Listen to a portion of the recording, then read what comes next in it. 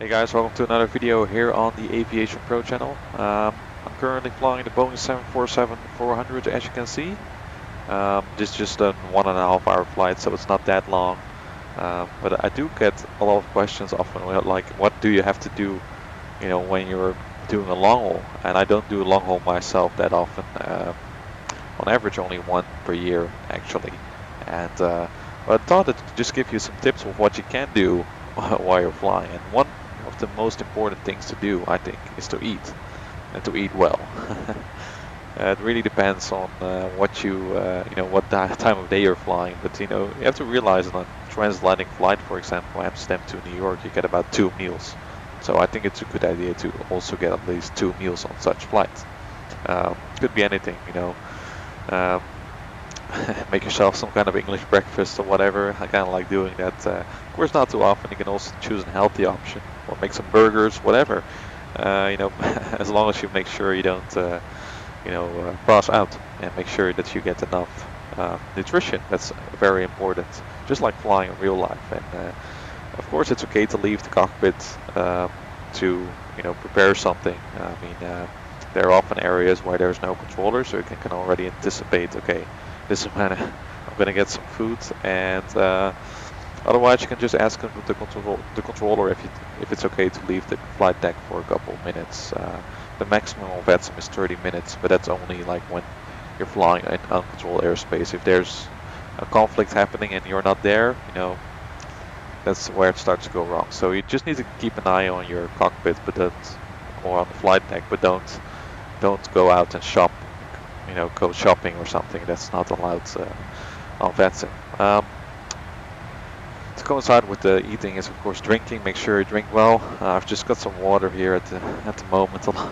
It really depends on your own preference. You can just take some coffee and tea or whatever.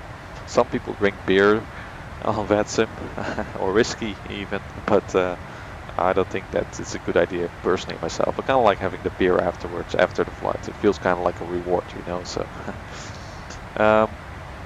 Other things I like to do is, you're not going to sit behind your computer staring at your screen for 7 hours straight, right? That's, I wouldn't do that, just make sure you keep walking around as well.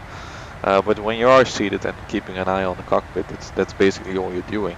Maybe listen to some air traffic control. You can do something like reading aircraft manuals. I'm flying the PMDG 747 right now.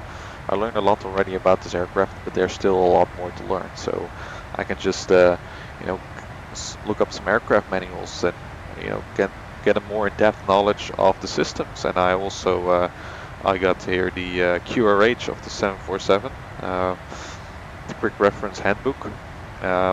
I usually never simulate emergencies or something, but when I do want to simulate something like that, I have here the QH at the ready to kind of see how that works, how to operate with the QRH next to you. So that's what I would recommend to do.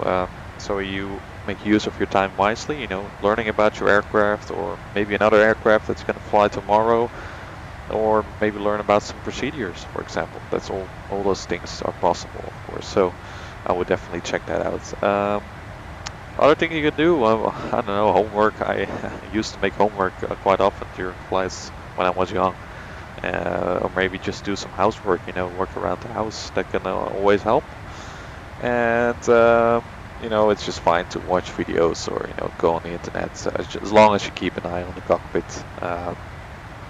So that you don't run into trouble, and make sure you just have some ATC tuned if you're flying in controlled airspace, so that when air traffic control does contact you, that you're able to follow an instruction as necessary. So these were kind of my short few tips that I want to give you, just keep walking around. Just don't sit still for 7 hours. You don't do that in a real airplane either, so I would definitely recommend to keep moving. I'm gonna enjoy this little flight here, and then it's just about 1 more hour of cruising, so it's not that long. I'd like to thank you for watching this video on the AviationPro channel. Make sure you check out my review of a Rex Skyforce 3D, by the way. Those are the clouds here that you can see. And check out my Boeing 737 simulator video. I'm sure you will enjoy that one. It's really, really nice. So I'd like to thank you for watching and see you next time.